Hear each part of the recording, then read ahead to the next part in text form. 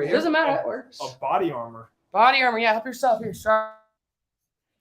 All right, guys. We are now live with Caroline, Ted Miller, Justin Tuminowski, sub 2 leaders. I have them on mute while they fix the furniture back there. And I'm also your co-host, Ingryd Hernandez.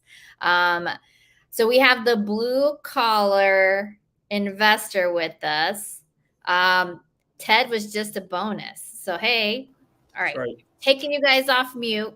How are you? Thank you, Ingryd. Welcome everybody who's on here. To my left and to your right should be, this is Justin. Introduce yourself. Introduce yourself. Who are you, Justin? I am Justin Tuminowski, just fresh in from Boston, guys.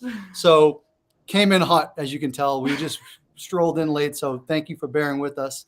Sub 2 New England, Boston, blue collar, electrician, in love with sub 2, in love with all my friends here.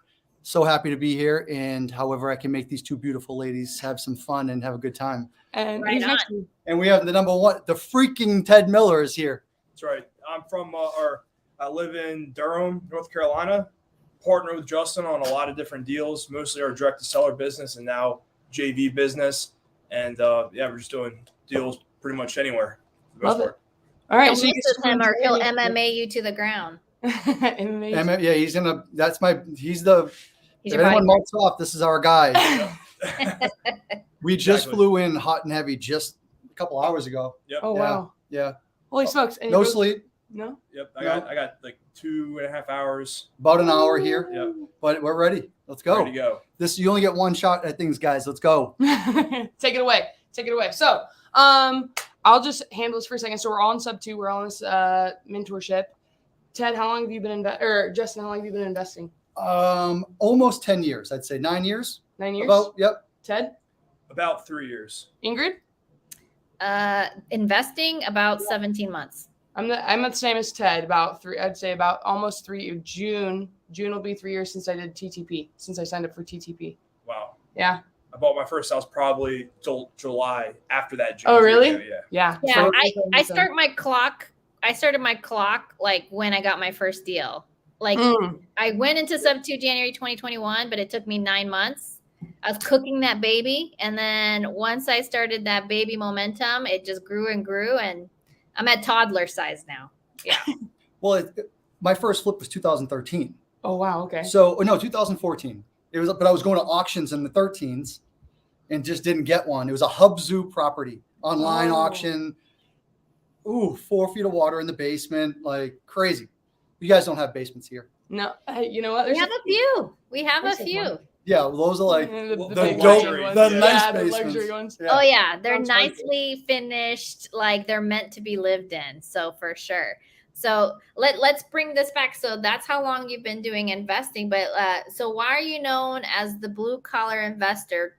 Bring us back. Like, what do we need to know about Justin? So we just coined that a little bit recently because it makes sense almost, and I don't think anyone's really using it. So we found the hashtag and actually Courtney, who's in New England too, she's doing some of like the social media for us and for me too in particular. Awesome, shout out. She's like, you should use that. So it's kind of cool, like the first time we're ever talking about it, but I'm an electrician by trade, still hold the electrical license, and trying not to practice too much, swing that hammer too much. But that's really where it stems from. The blue collar is bred from, infancy almost. So that's where the love of homes and the love of real estate comes from. And it just transpired naturally just to figure out like, hey, you don't want to work too hard, trading dollars for time. Mm-hmm. So it eventually just the progression took a hold, and you realize, and then of course Pace and this mentorship really drove that point home. So yeah. So when you heard Santa Claus, what was the presence that you're like, I can't be the elf anymore. Santa not building them damn toys. It took like 2 or 3 times to hear that too. Mm-hmm. I was just gonna say, we don't just. I'm 41. Okay, I said I may look a little younger. Damn, I thought you were 21, girl. Right, I love it.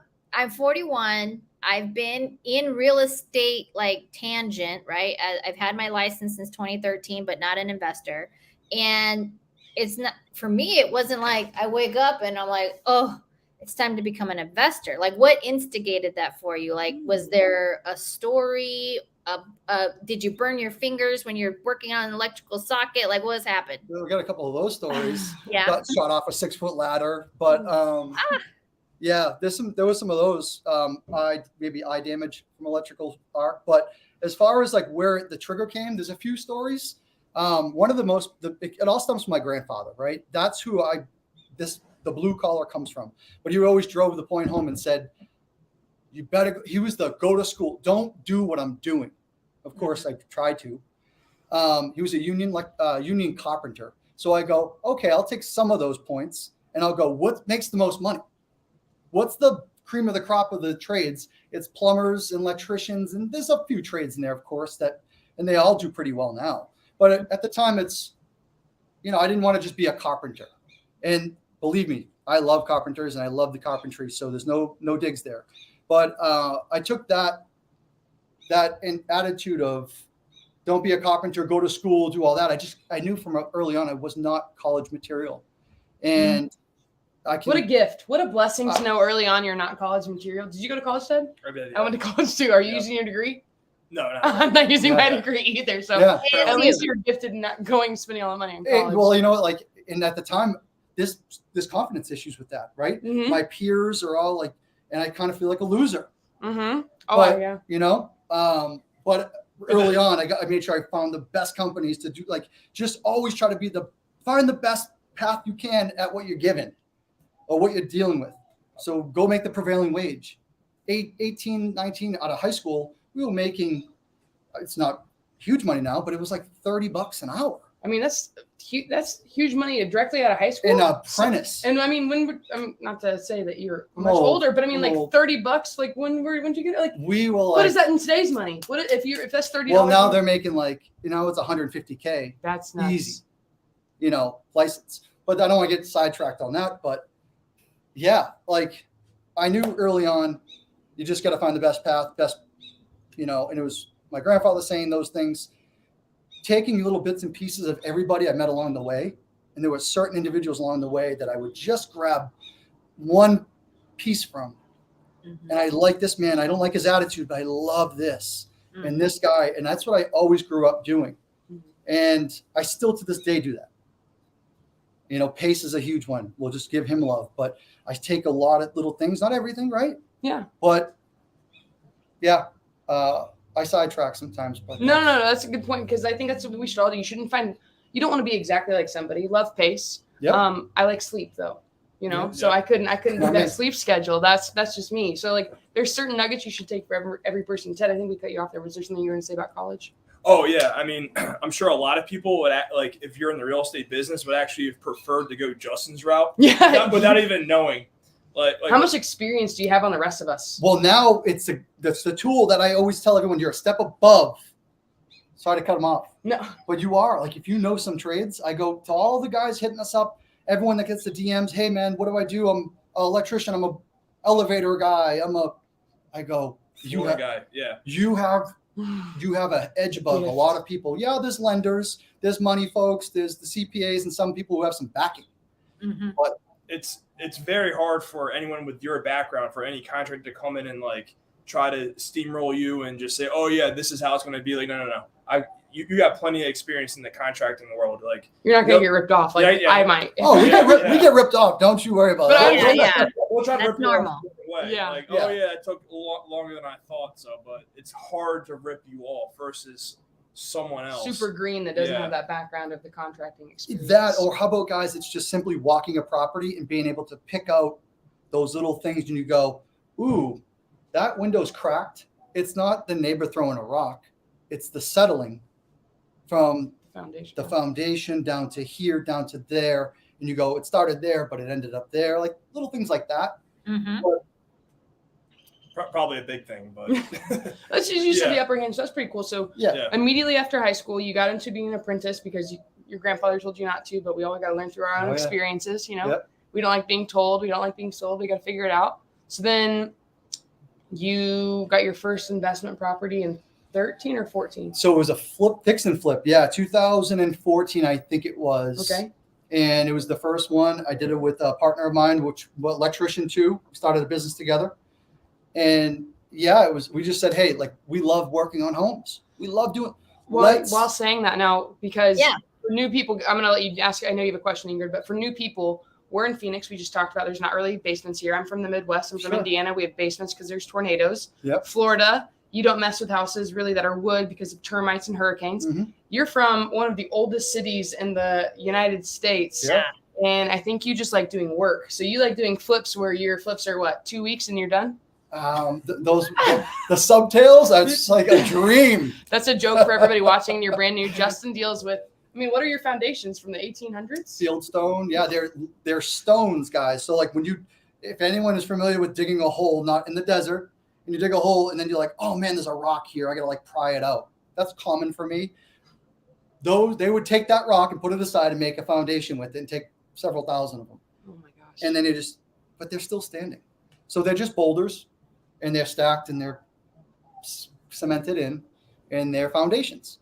That's crazy. So you've dealt with just some of the oldest homes and you were like, I like dealing with these homes that were built during George Washington's time, and you just kept going? Yeah, like Civil War. How about like we just did, and Pace was there, but it was I'm still researching the deeds, and that's a little like nerdy thing that I love to do. But 1865 is where I'm about. Wow. 1865, and that thing. So I bought two houses next to each other. We opened a wall and there was a bottle, and I just broke this bottle. I'm so upset with myself. But it looks like a 5-hour energy. Okay. It was a 5-hour energy in the Civil War. It was Dr. Hawk's methamphetamine like medicine. Of course it was. And if you go on my Instagram, you'd see like the post, and I found the article, and it was the Civil War soldiers were put them in their sack, and when they were down and they needed morale, they took Dr. Hawk's 5-hour energy, and it gave him 24 hours of energy. So that, I mean, we put a timestamp, guys, on, the bottle and everything. So it's pretty cool to find little pieces of art and history like that. That's neat. But yeah, old stuff. That's really cool. Okay, so you and your other electrician buddy, you electrician together, and you hang out. What were you guys like, drinking a couple of beers? And, one of the oldest restaurants out in Boston. Like, what were you doing that you were like, hey, let's go like put our money together and make some wild decisions? Like, what brought you to that point? Yeah, early on it was the same thing. Seeing what others were doing. So we're working on these properties they're doing all really well. These guys are doing well. These builders are doing well. So it was just something triggered once. I remember driving around. We would look on the MLS and we would drive around. Herm and I bought motorcycles, and we were probably 22, 21 years old. And we would drive, and then we would talk about how do we get money, and we didn't really know about private money. We didn't know, everything was like hot. We have to go to the bank, get a loan to get a house. So we were just trying to get there, but we would drive around and dream and look at properties and dream and talk about it. Was it walking the houses were you doing the construction on fix and flips? Like, were you doing the electrical work on those? Yeah, on everything. So you just saw a buyer come in and walk it, like, man, he's driving a nice car and he's leaving. He's not getting all dirty and falling off ladders. Yeah, the guy who hires us is building these homes, and he's stroking $70,000 checks like they're nothing for all the contractors. I know he's doing well. And then there was one other instance where I met a girl that was just a mutual friend, and we all go to one of her townhomes where she was living. She was, in her 20s too. And she goes, oh, my father owns all of these. And it was a complex of all like 6 townhomes. And I'm like, wait. He owns this one. Yeah, he owns this one, right? Maybe the neighbor. She's like, no, he owns the whole place.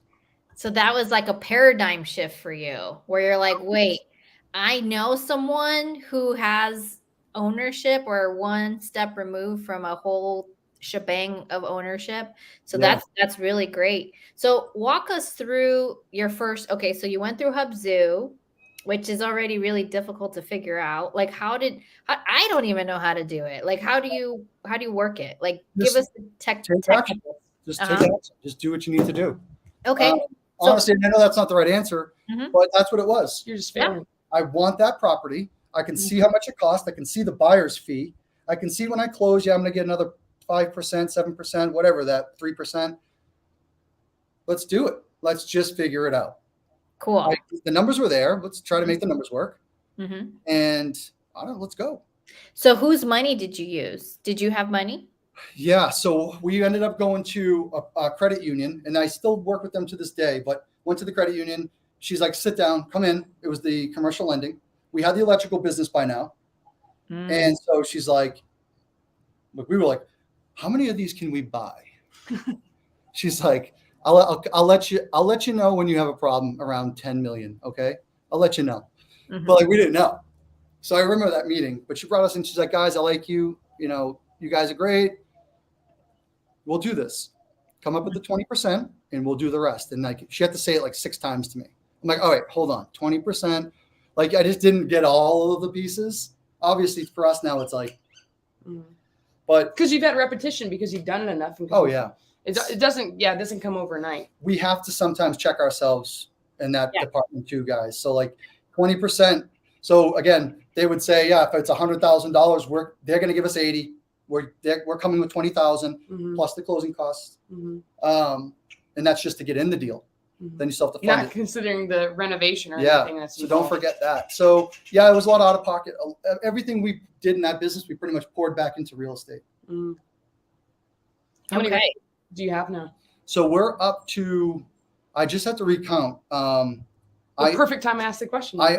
We just bought a few $1 million in the last 2 months. And is that just you, or is that you and Ted together? Ted and I bought some stuff together. I just bought some stuff by myself. It's been the trajectory's gone like this, but there's about 17 houses, 14, 15 rentals. Some aren't even launched yet.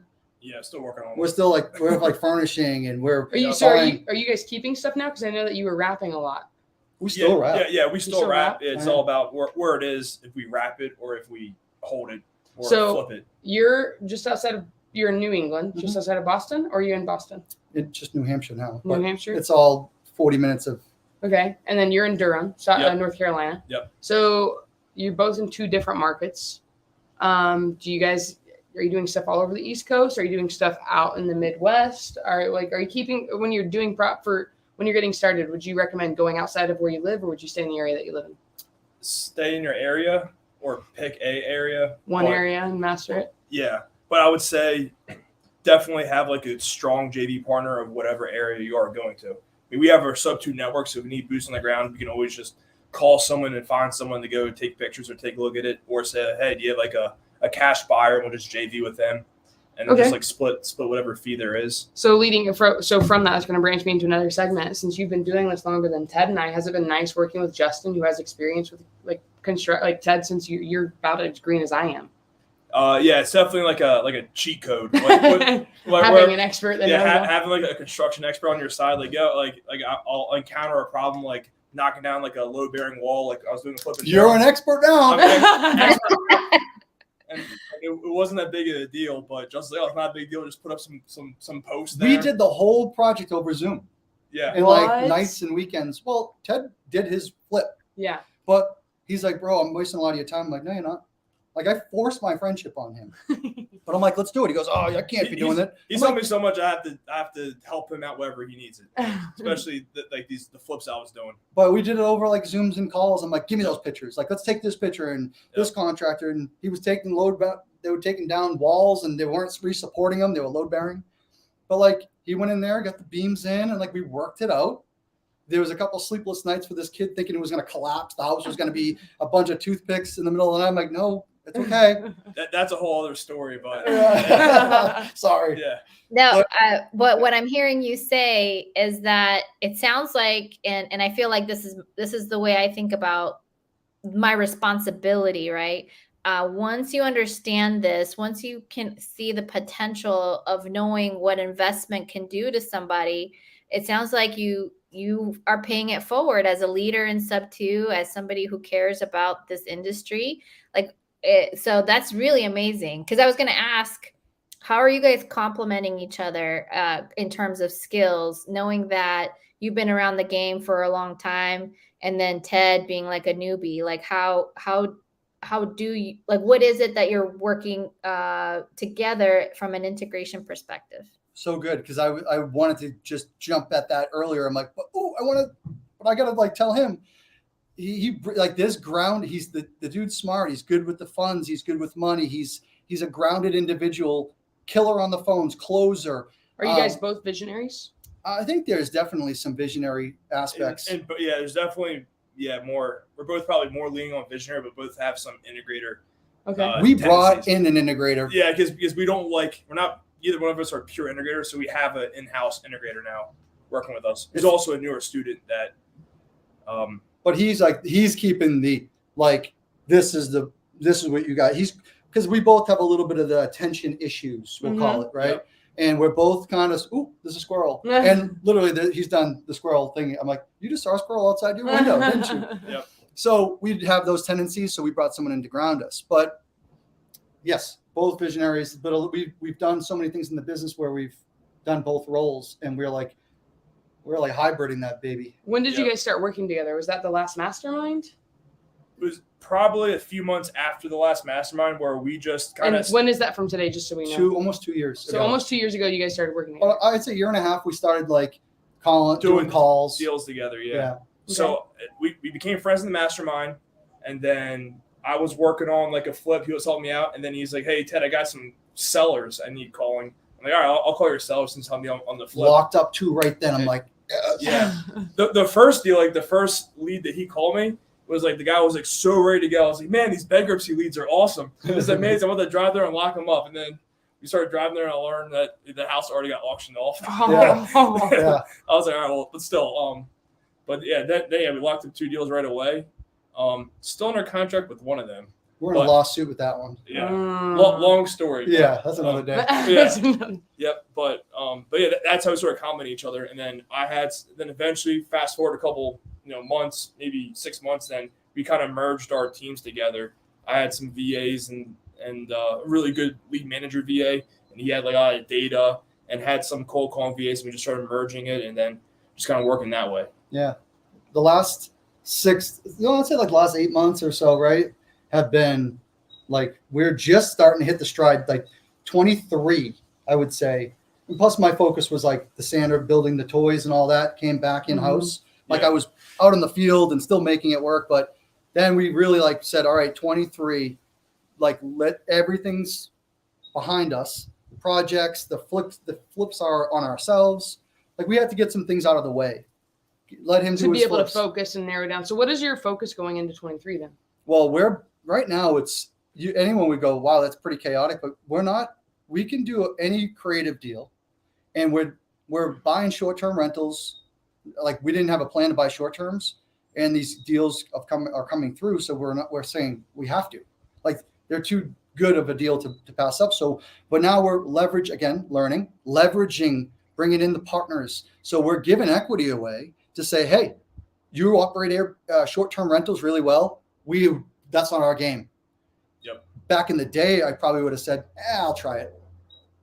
So you're just narrowing the focus again, like one of my favorite mentors. Narrow the focus, expand the reach. Yep. It's a great way that Ingryd told me that so long ago, and it's just you get into your niche. So the last I heard, you guys were doing a lot of wraps, taking short-term rentals down now, and we talked about wraps on our last episode. Mm-hmm. Buy and holds. What's the difference between your buy and holds and your short-term rentals?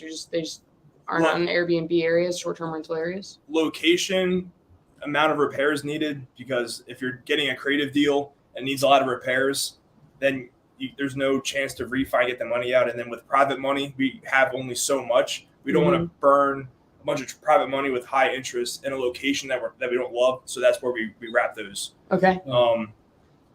We just gave away a 4-unit with 8 garages for a buy and hold long term that I fought everybody on it. But I think it was the best move. I think it was the best move. Like I say that, I'm like, I think it was the best move. We just closed. He's gonna regret it in about a year. You're for sure gonna regret it, but it's a lesson though. It's one of those things that you pay for and you learn from it, no matter what. It's a really good deal. We let the fish back out in the ocean. we said, and shout out to Kyle if he's here. We brought a new sub 2 student on who's just absolutely putting in the work. He locked up a 4-unit in New Hampshire, my backyard.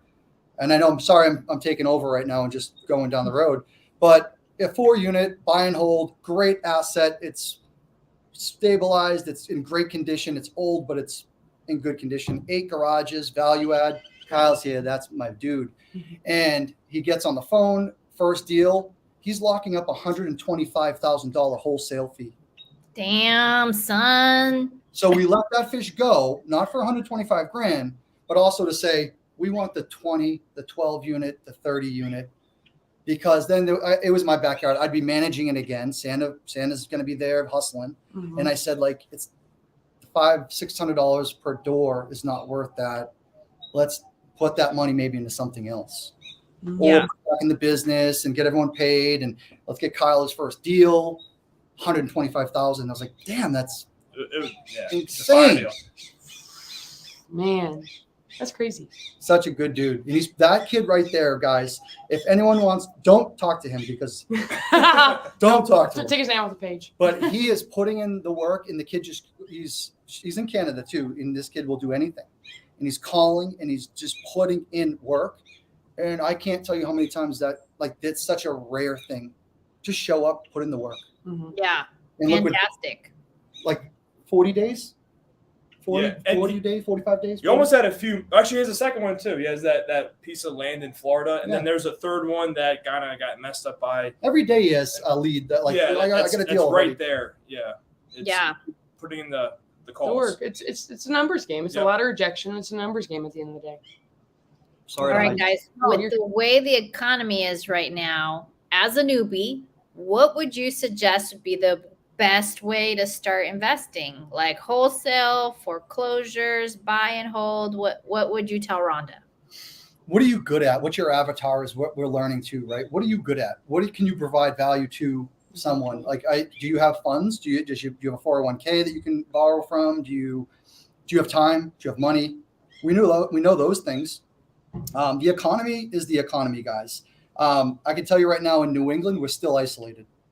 There's still a demand. We're putting 2 condos and a flip on. I'm putting one on Wednesday, and there's still a demand, but that's isolated in New England. It doesn't speak for Arizona. It doesn't speak for LA. It doesn't speak for Seattle. So we're still a little bit bullish on taking down the quicker flips. So knowing your market first. Knowing your market. Okay. Yeah. But also all right, so you want to get into a flip. Let's say you're in New England. Like, well, I can do it. Let's do it. Do you have a deal? Do you have money? Do you have time? Do you want to get the lead? Do you want to get the deal? Bring it to someone like myself or someone else that can get you in the right seats in the right hands of a contractor or someone where you can bring a deal and still be a partner.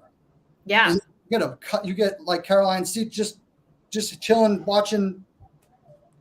You get a front row seat to see the entire thing go down. You get to ask questions I'm going to go against the grain a little bit on what are you good at? Sometimes people aren't good at shit yet because they still have to go figure that out. Mm-hmm. And I would just say, what do you think you could commit to for a good 60, 90 days consistently? So that's where I would just change the flavor a little because I'm good at on the phone with sellers. I really am.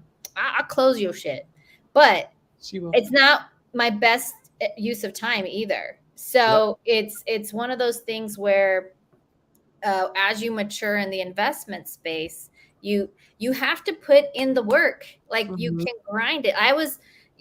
Everybody knows I have a W-2.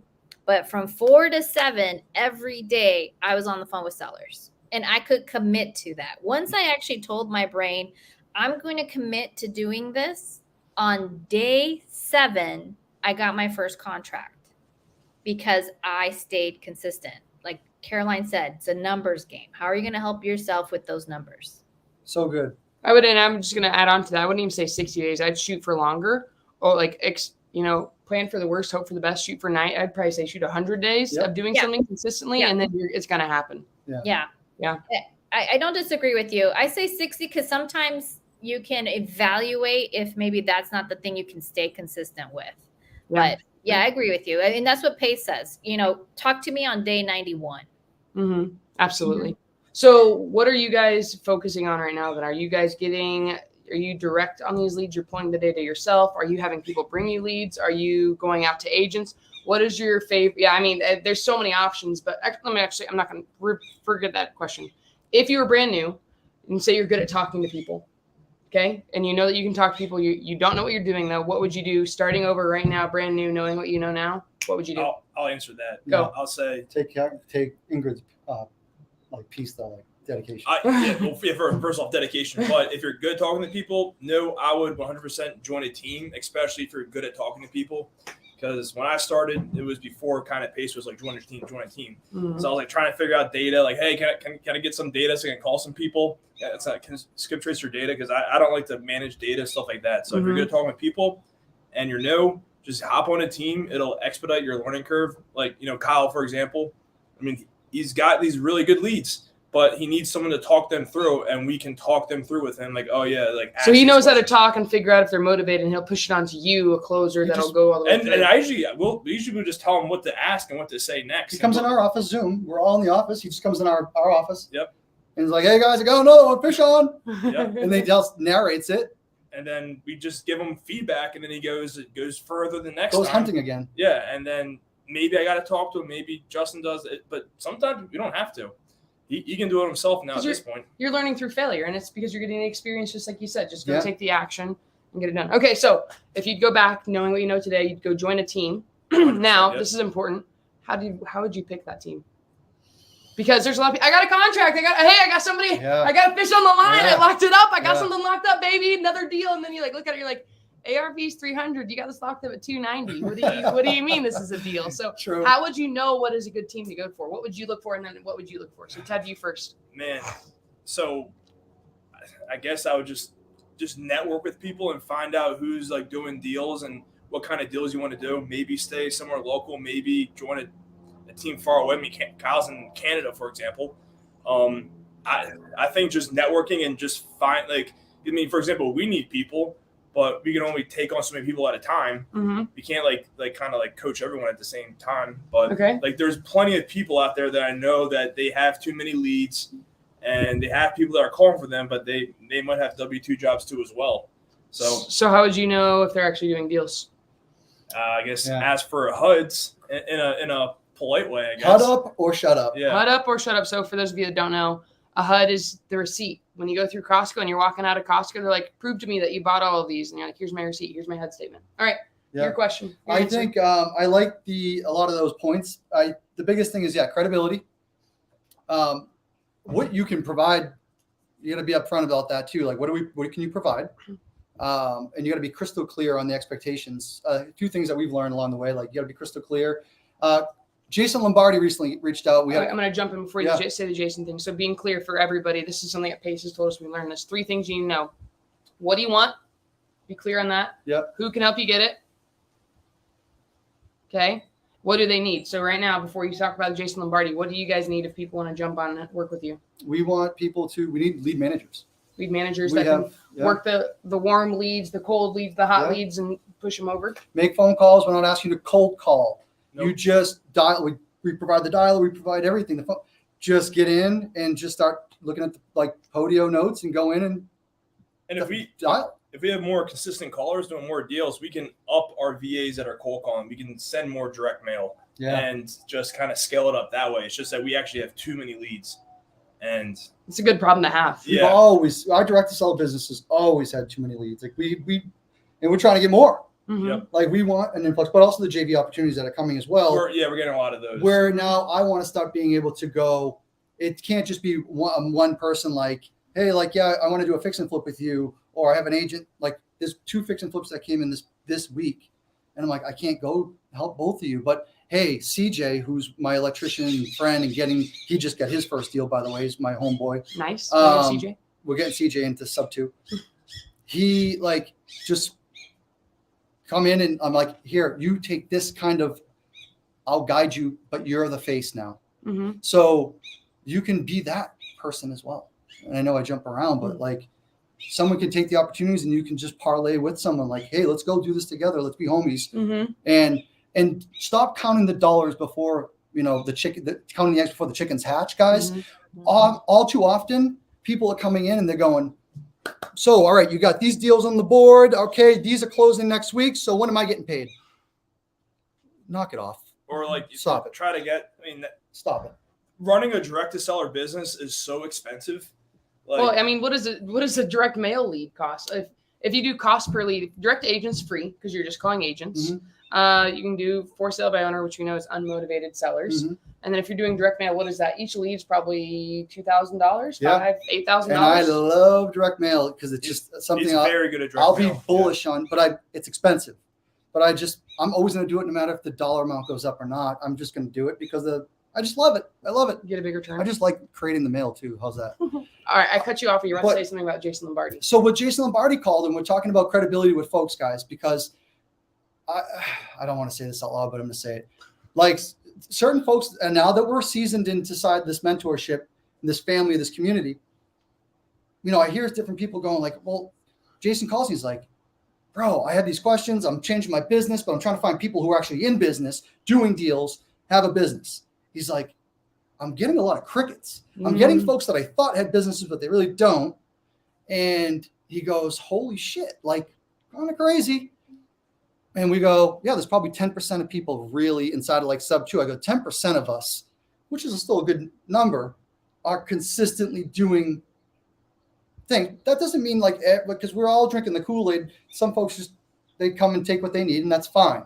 But definitely do your homework. Hot up or shut up. And let's be frank about something, right? So you have folks who came into this and they want to actually build a business. And when you think about business, if you've read the book, the E-Myth book, I can't remember his name right now, who wrote it. But in that book, if you're not thinking about what your exit of your business is already, you're already starting behind the 8 ball, right? Meaning if you're going to start a business, you already have to figure out how would you get rid of that business? Meaning how are you going to structure it? What are all the boxes of all the people that should be in your business to make it run and make it work without you constantly looking at things? So kind of what you're talking, Justin, when you said, hey, here's my buddy who can be my stand-in so that I'm not having to be in the business. I can work on my business, right? And some people don't want that. I'll be honest with you. It's taken me a really long time to even consider that because I just wanted to be a buyer. So people have asked me to join their businesses or, hey, how can I come work with you? I get people come in and ask me that daily. And I'm like, I just want deals so I can buy. I don't want to run the training every day. Everybody, you want to get your time back. You want to buy your time back. Right. Exactly. And so, but I also, the pros and cons of starting businesses or starting this at a different time is different, right? I'm 41. I had some money. I have connections that have money. So I just want to get in on those deals and own them and mitigate them, right? So engineering this whole front to back business isn't for everybody. So using those same judgments, right? Judgments isn't good or bad. It's just a thing. I wouldn't have a business, right? We've been able to fix and flip renovate is what I'll call them, 8 properties. We were able to hold 5 properties, but I don't have a business, if that makes sense. So it just depends on how you want to look at it. Now, a wholesaling business, right? That's a whole conveyor belt. Like you have to have leads coming in. You have there's positions like a wholesaling business can be a business in a box if you choose. That's why Keegley can sell and franchise because there's a formula for it, And so I just want to make sure I give context. And this podcast is meant for a lot of beginners. So when you're first starting out, don't read into some of this feedback to be like, oh shit, I don't have a business. It's okay. You can be a piece of somebody's business, or depending on where you're starting in life, you could be like me and be like, bitch, I'm gonna own this. I don't need a business. So and I love that. And so sorry too if I went like too far ahead, but And I don't even think we don't have it perfected. Yeah. Like we do everything and anything, but like we love real estate. We love doing deals, but like, and then CJ coming on board, it's like, that's why I go, this is a family. Like I'm so happy how 23 is going. And I keep telling Ted all the time, I'm like the guy, like the little cheerleader all the time, but I go like, dude, we're getting it. This is it. Like we're seeing it again. Let me just put this out there. We have an integrator that comes in. This isn't some like corporate, this is what you're getting. And this is your, it's like, we're trading value. He came in, corrected some things. It's like, boom, he gets his first fix and flip first deal. And I just brought him in on a buy and hold short term. Yeah. Because his wife is a manager. Right. Mm-hmm. And I'm like, I'm not running this thing. I just bought it. I didn't want to buy it. Like it was an accident to buy this thing. Here you go. But he just got his deal. So I love this. Two deals in value 45 trade. days. It's exchanging. It's an exchanging, and like they say, your network is your net worth. Like that's how this comes to life. It's not a 1 + 1 = 2. Sometimes a right relationship will equal 10. Sure. Yeah. To me, it's like we're all sitting at this like picnic table, and we're all eating off like the big trays of food, and we're scooping, and we're all kind of like, we all did the potluck thing. That's really how our business is. And I swear, I see how Pace did it. I see how Steve Trang did it. I see certain folks, how they did it, and cool. That's great. But like, I think we're doing our own like solopreneur things, but we're also, the family comes together and we're actually way more powerful together. So you can come and go as you please in certain aspects. So that's the other thing. Sure. Like, get your value. And the biggest thing I would say, just coming back to it all, just kind of closing it off, is just making sure that people are actually just trusting but verifying. Okay. At the end of the day, especially when you're brand new and you're trying to get the hang of things, you guys have HUD statements. If somebody asks you for a HUD, I'm sure you could show them. I don't even know what a HUD is. You can show them. Justin want to know where to find them all. Yeah, that's why you guys brought an integrator in to keep track of all the paperwork. But hey, you know how to make sure that move cobblestone around and make sure the ground is level up in the you can do that. the world. So that's cool. So I hope that was a pointer for everybody. So if you guys started again, you'd join a team, you'd make sure they had HUDs, and you would exchange your time to learn. Yeah, it speeds up the process so much. Okay. And then going back to finish that last question, does it matter who you'd be calling, or you just join and call the team's data? The team's doing deals, I just call their data because they're going to know how to handle that data in those markets better than you will. Yeah. One thing I really like, and it proved true lately, I just have to like throw this out there.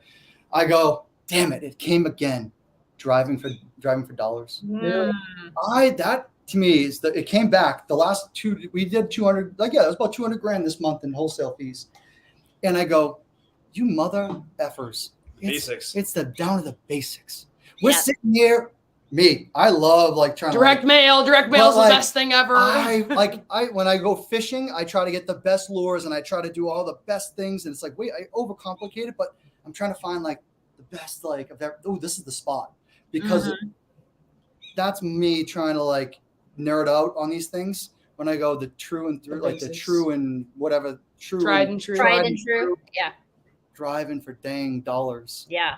And here's what I think. Because we were in this very heated economy, right? You farted weird and you got a deal, right? Like that's just the way it worked. And so that meant that anything was going to work. And so what's the easiest? Pulling data, getting deals. That's the easiest. That's the least effort, the maximum return.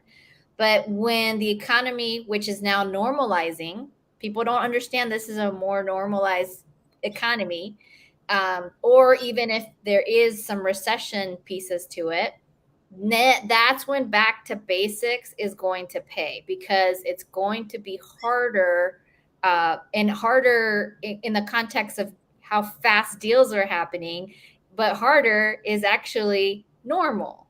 It's going to go back to how you would normally get deals. And so that's kind of how I feel things are moving along. I will say one other thing. So I was talking, I was like, look, I'm a buyer. I got connections. I don't need a big old business.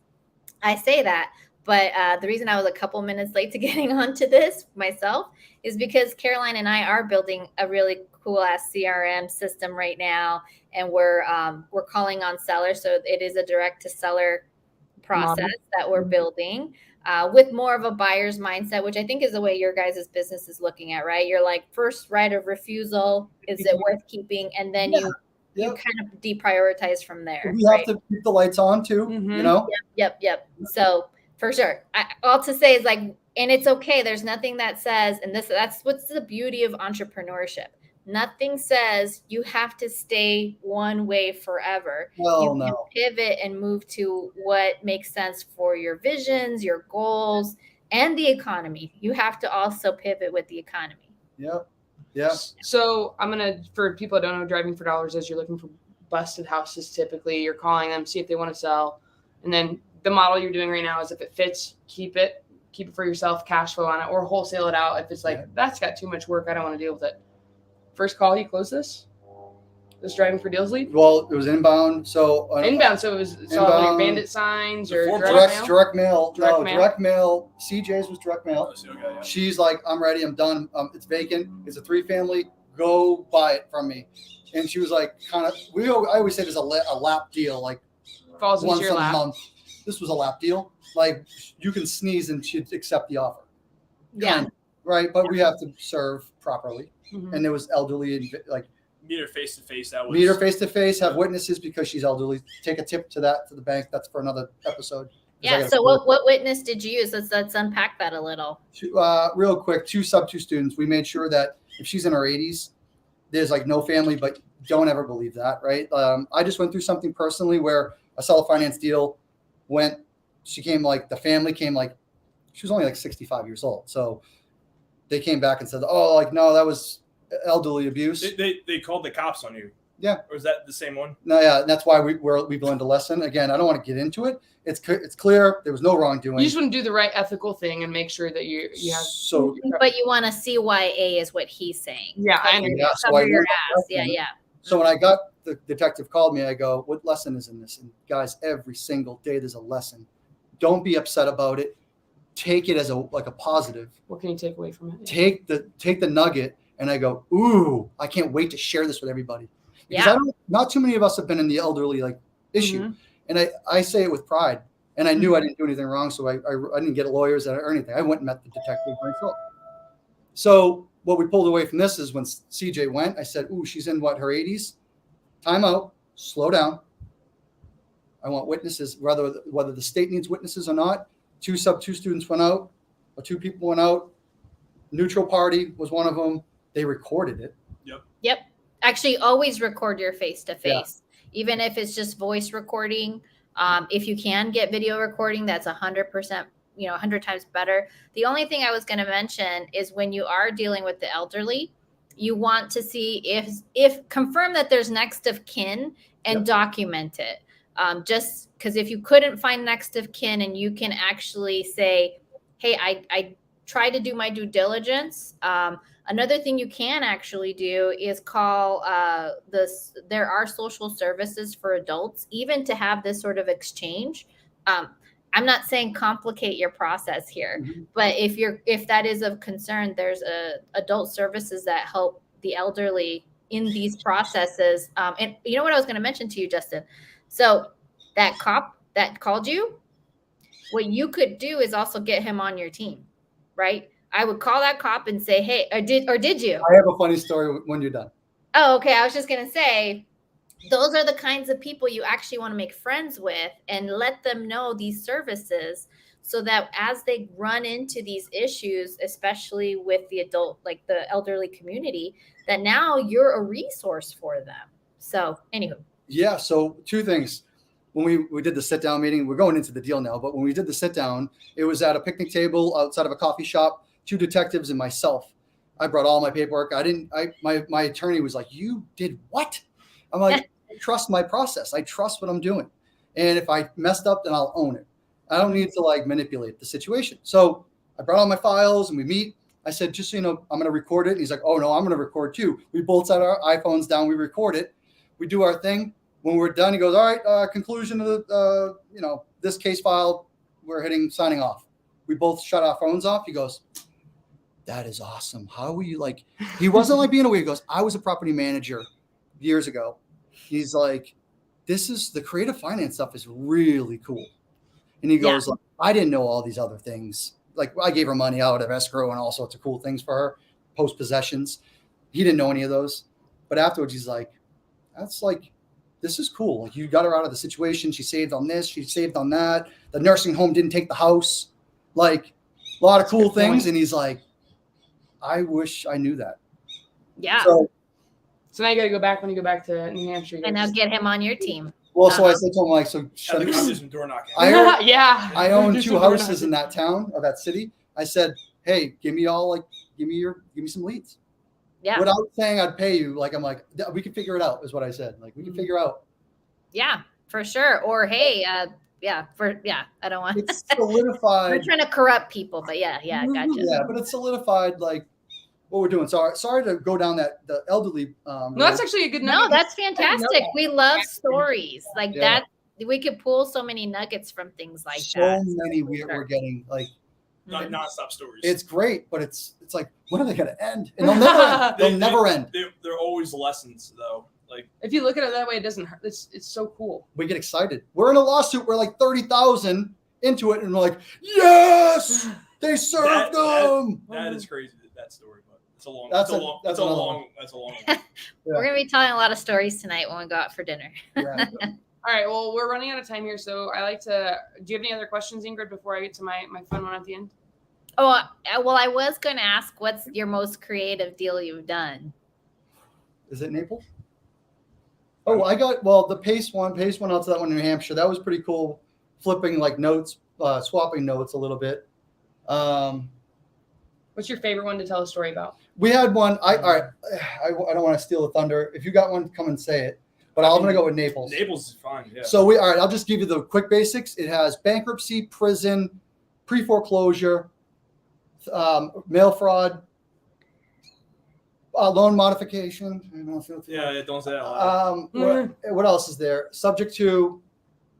I mean, land trust. It has all the ingredients of. You did everything creative you possibly could. It has the rainbow from like seller financing that we kind of swapped and didn't do. IRS liens. Yeah, IRS liens. We navigated that thing so let's talk about IRS liens. So there's an IRS lien on the property, and were you able to negotiate it?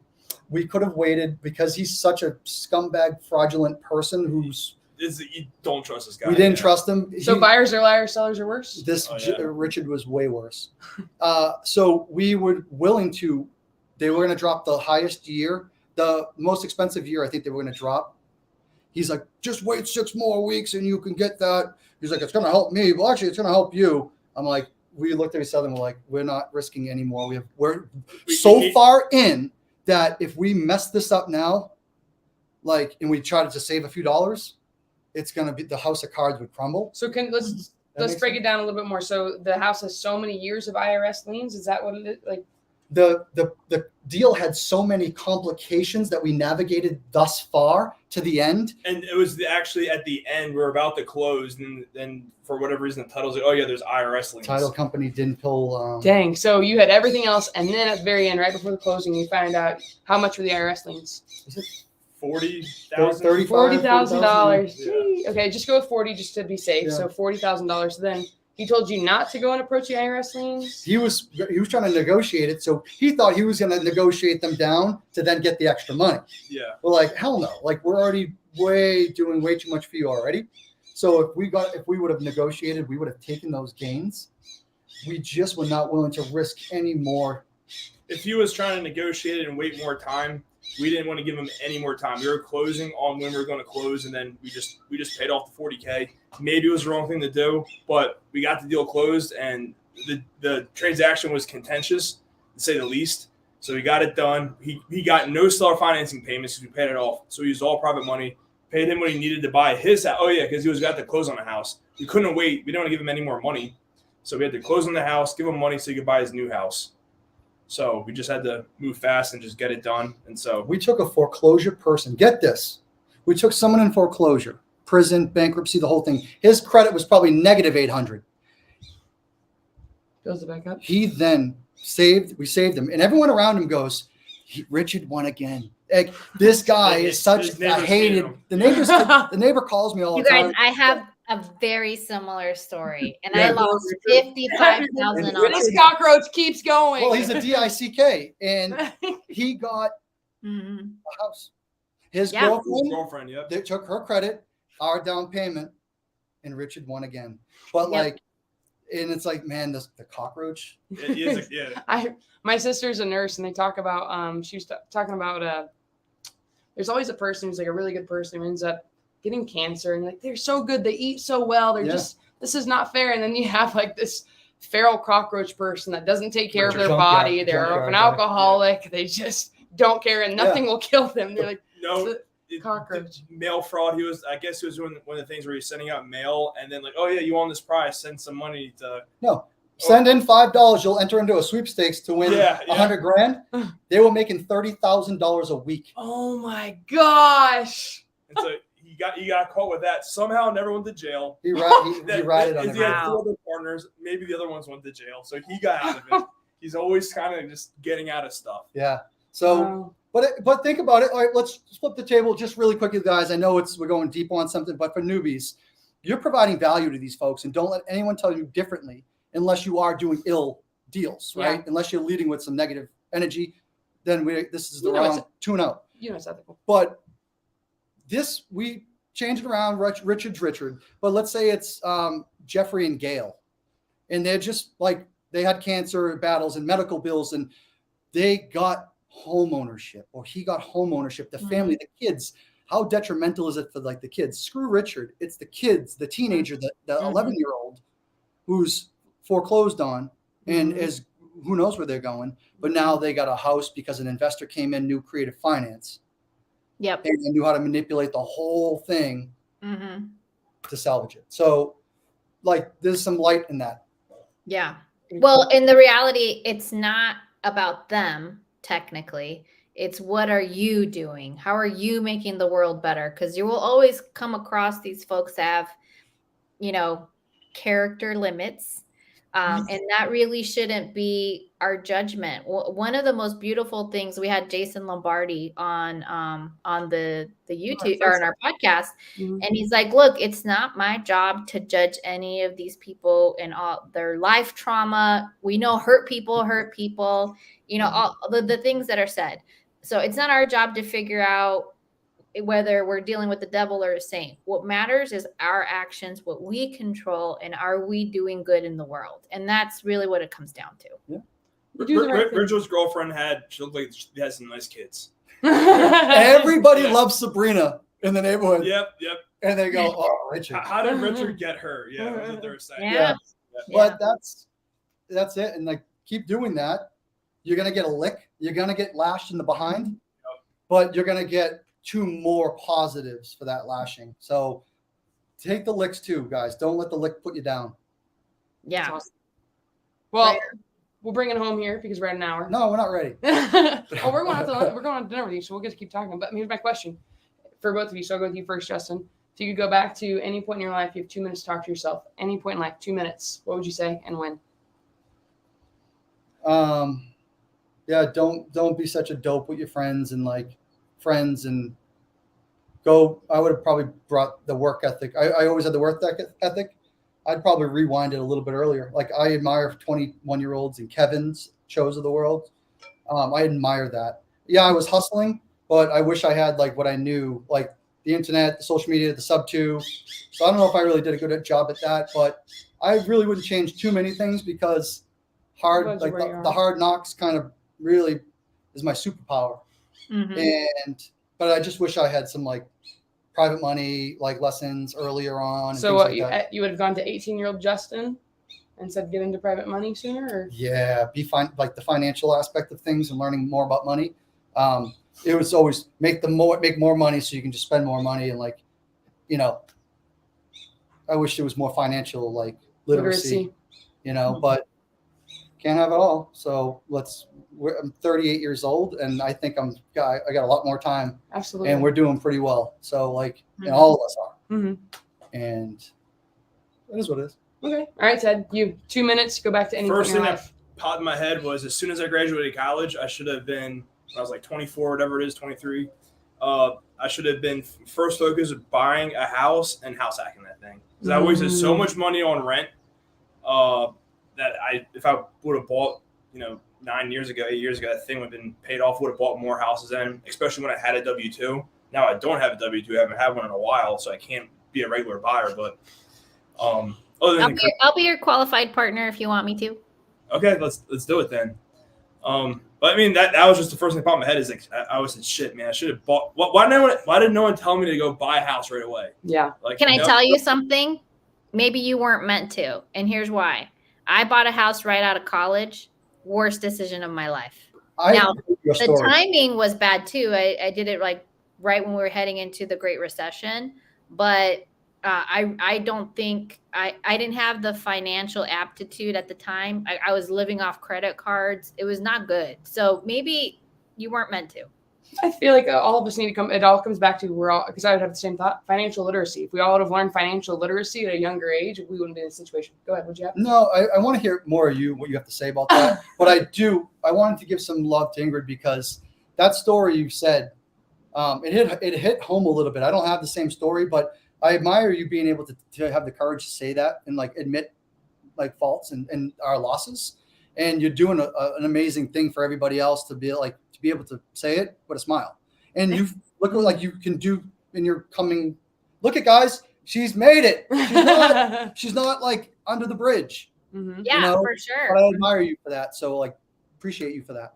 Oh, thank you for saying that. And it goes back to Alex Hormozy's quote, and I've already said it before. It's like there's a million ways to win and only one way to lose. Don't quit. Mm-hmm. Yeah. And so that's kind of the attitude I tried consider. And honestly, and I'm not suggesting people go bankruptcy, but if you've set up your corporate structure correctly, even if you take a huge loss, you can start over again. That's why we have the Trumps of the world. Let's be honest here. Mm-hmm. Like our system here in the United States has put us in a position to always win. Mm-hmm. So if you don't want to lose, don't quit. That's it. So anyway, thank you for saying that, Justin. I admire both of you so much. Even I still remember I was messing with Ted Miller when he was negotiating with Pace way back before we went to the mastermind. I was like, oh, whatever, wash your dishes or something was happening. I don't remember anymore. But like, I think, what I really love about this mentorship, it attracts a certain kind of person that has I'm not saying everybody's perfect, but these types of characters. And over and over again, I find people like yourselves who really have the heart to be doing this. And I really believe that people in Sub 2 are going to change this industry because we're cleaning up how people do business and really how we serve our communities. So thank you for being servants of your communities. Yeah, no, right back at you.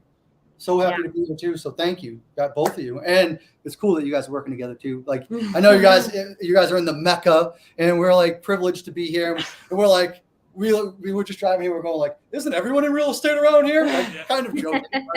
But, where's all the investors? What's the? We're taking you this down on Main Street. We're gonna go there later. We'll show you where everybody lives. Yes. Right on. But what does Phoenix produce other than just real estate investors? Oh, I see. Yeah, there's a few other things here. It's just I wanted you guys to experience the heat. I wanted you to just have a nice little dry heat with us. I'm in. Yeah. Well, guys. Oh, go ahead, Caroline. I wanted to give you this because you asked me what I was going to talk about financial literacy. If I was going to go back and talk to myself, I would have told myself to get into self-help sooner. Talking to my younger, because I didn't do self-help till I was 28. I didn't start focusing on like where am I not strong. I used to hide from those things. Yeah. But I'm rereading Rich Dad Poor Dad right now in our Rise 75 challenge, and I'm going back through it and I just highlighted it, and it just said again the portion I just read. I went through chapter 1. I've listened to it like 4 times in the last 2 months. Chapter 1, Rich Dad said, "You can only lose if you quit." That's the only way you can lose. It literally, I highlighted it again, and I know it, and it's just one of those things that you should go back through. I would just say, go back. Financial literacy. I wish I could have done that. I wish I would have bought a house because I had a VA. I still have my VA loan. I'm actually Ingryd. In July will be 2 years of me having a W-2, so I can use my credit for that to buy my VA loan. So I'm going to use my W-2 for a little bit longer. And but yeah, I would say financial literacy and then rereading Rich Dad Poor Dad and just studying books and not burning through them. Because I feel like I just read that, finished it, move on to the next chapter. It's like the to-do list is there. Mm-hmm. Yeah, I like that. Like you can't lose, and I know where you have to go, but that's one of the things, and I can't convey it easily, but just showing up. And I keep over and over saying to myself, like, we put long hours in. We put long hours that no one be like, they're kind of dumb hours, but we also just shoot the shit on Zooms at 11 o'clock at night. The teams, we're all talking about deals, Mm-hmm. but also like personal, but that's our friends and it's all investors. Fun. But I go, I pinch myself sometimes and I go, it's working. We're just showing up every day is working, guys. So you can be the most awful thing. You're doing everything wrong. Show up. It will get better. Mm-hmm. That's it. Show up and do the work. Show up every day. Be focused. Be something. Focused on one thing when you show up. Don't multitask like I did. Don't do that. Well, guys, thank you for coming on. How can people connect with you in case I'm actually not on Instagram at the moment. I'll pull my Instagram back up so I can tag you guys on my Instagram. How can they connect with you and potentially have the opportunity to work with you or bring you a deal? Or, if they have money that's just burning a hole in their pocket and they want to lend to not me and Ingryd immediately and they want to lend to you guys, how would they do that? Yeah, filter them down. The funnel, we'll start at the top of the funnel. It goes to you guys. Yeah. But how do we connect with you? So I am on IG. Instagram would be the best. YouTube is just starting to get fired up. But Real.Estate.Justin, I think there's a period in between each of those. Real.Estate.Justin.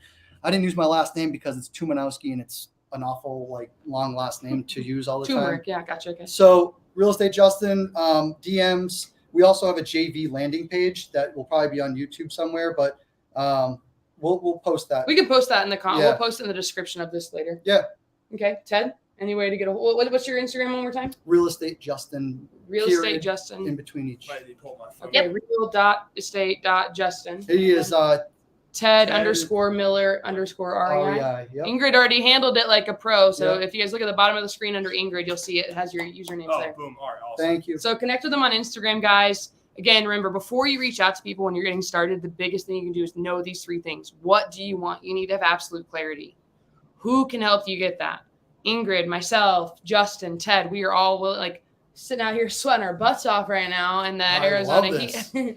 But know what you want, who can help you get that, and then know what they need and provide that first. And make sure you're introducing yourself. Thank you. I was just going to say, please make sure. There's so many people that come up to me like, oh my gosh, Justin, I have known you for so long. I was like, I don't know who you are. So make sure you introduce yourself first. Or that's like, hey, I need you to do this. It's like, bro, I just want to know where you're from. Tell me your name. Thank you for saying that. Yeah, no, of course.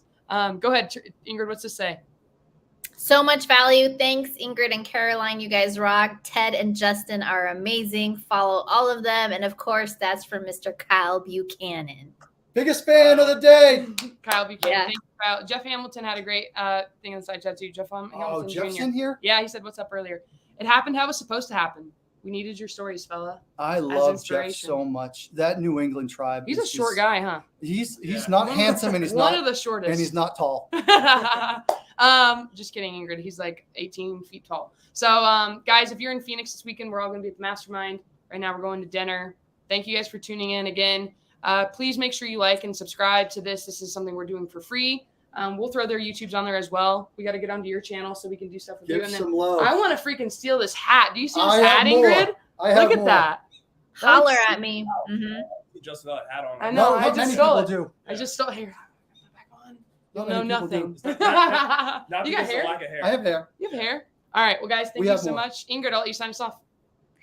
Well, guys, as Caroline mentioned, this is a free 99 podcast. Make sure you're sharing it. Make sure you're telling your friends about it. And also give us feedback. Are we doing good? Are we doing bad? What topics can we cover? And it's all about growth here. So how can we learn from your feedback and make these absolutely can't miss episodes? Thank you, everybody. Go follow all of us on Instagram and have an amazing Wednesday. See you guys. Let us know what you need. Bye.